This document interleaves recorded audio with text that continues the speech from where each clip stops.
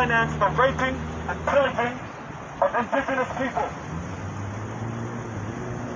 That's why we're here today, to acknowledge this treachery. They labeled us in the media as terrorists. Who are the terrorists? The media uses that term loosely. But if they look in a reflection of the mirror, the true terrorists are the ones financially facilitating the training and military operations that are killing indigenous people. Now tell me, who are the terrorists? I stand before you today as a young Papuan man. I'm 25 years old. The Papuan people have been fighting for freedom over beyond my lifetime. That's disgusting.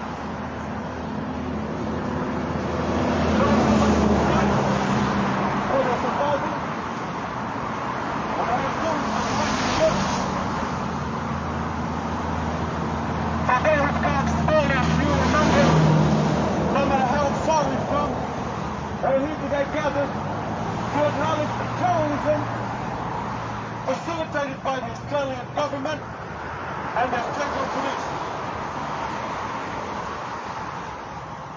I am proud to be standing here today to speak on behalf of my people who are being raped for our resources. We have one of the largest gold and copper mines in the world. Why are my people living the way we're living? We should be a first world nation. We shouldn't be dying to survive.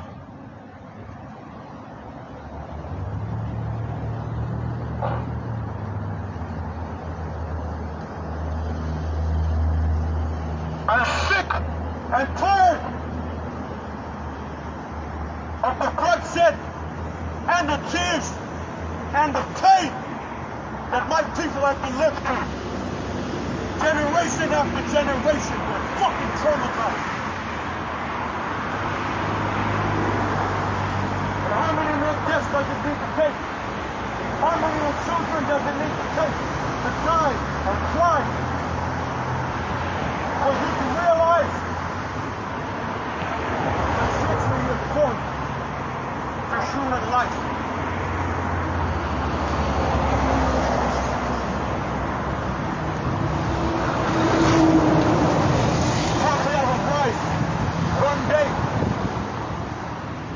I mark this day, and I hope you mark my words, Papua will rise. And when that day comes, I hope some 20 or 50 will go to 50 or 50 fucking thousand.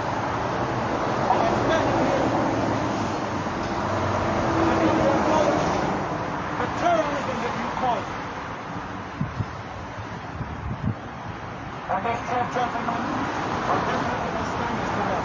Because they are naturally here to their part of that organization that is rapes indigenous people.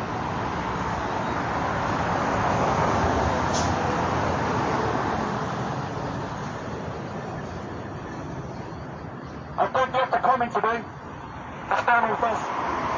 Time and time again, those of you stay return every time. I hope this generation is the last generation to be fighting for human life and its right to live. The young people here today, I hope you understand. You have the power to change a whole fucking generation. You are the voice. You are the power. We are the power together. They are strong in numbers. That's why we're weak. Because we yet don't have the numbers together.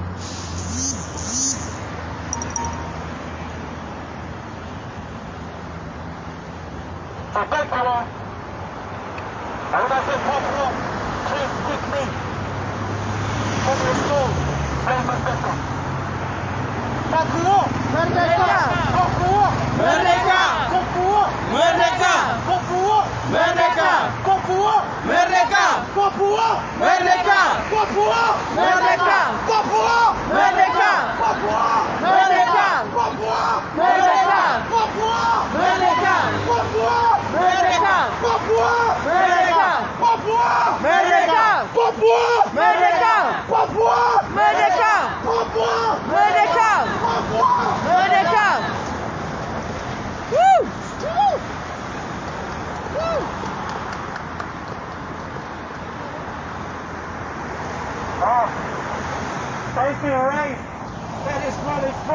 resources and power energy. Thank you so much.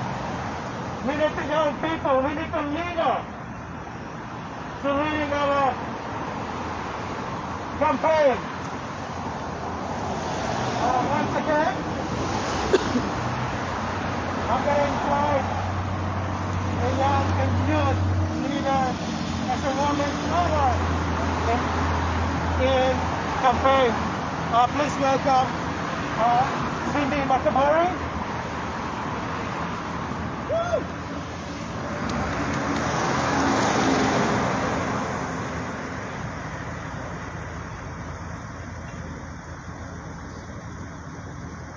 Hello everyone. Okay. First and foremost, I just would like to acknowledge the Wurundjeri Woiwurrung Nation which we are standing on and gathering here today.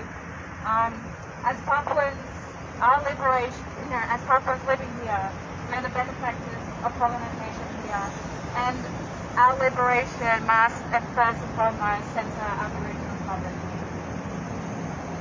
So I'm Cindy Makabari. I'm a proud Black West Papuan woman, and I just would like to thank you all for, being here, showing your solidarity, because everywhere in West Papua in Indonesia against the brutality of the Indonesian colonial power. Well, I don't know if you've been following the news recently, but there's been a lot of things going on in the last few weeks. The biggest thing is that there's been heavy presence of military security forces in the highlands of West Papua at the moment, and these security forces have been committing atrocities everywhere in villages, burning their villages, destroying gardens, and forcing indigenous Papuans to relocate to jungles where they can find protection. And the Indonesian government, Jokowi recently tweeted his support for the Palestinian struggle and that he condemns the atrocity committed by the Israeli government. Yet, his military and security forces are doing the very same thing that the Israeli government are doing to the Palestinians in West Papua. When you talk about hypocrisy, that is the biggest hypocrisy of it all. I'm a young West Papuan, and I want to see West Papua to be free one day in my lifetime. This is why we're all here today, to tell these people inside this embassy that what their government is doing is wrong, and that no human in the world should be facing these atrocities anywhere.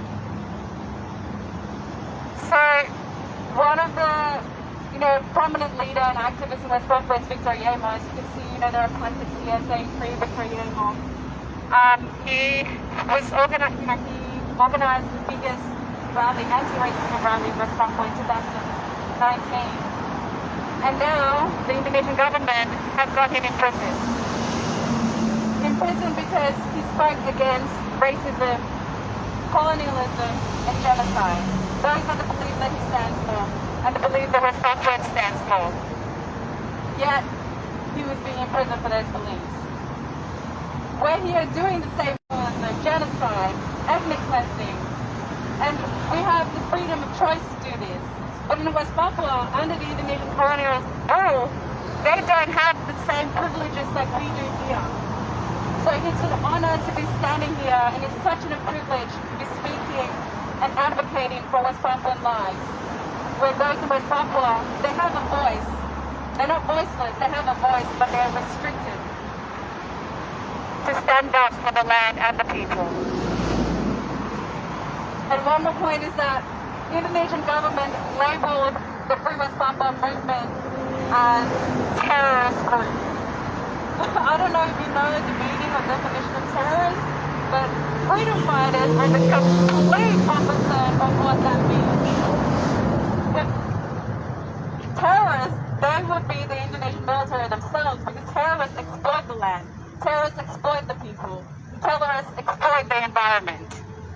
So that's the definition of terrorists, and that's the definition of the security forces and the military in Indonesia. So once again, I just want to thank all of your support here. It's very, very important for us to keep fighting in the struggle, because If not us, who will stand up for the West Papuan people? So thank you very much.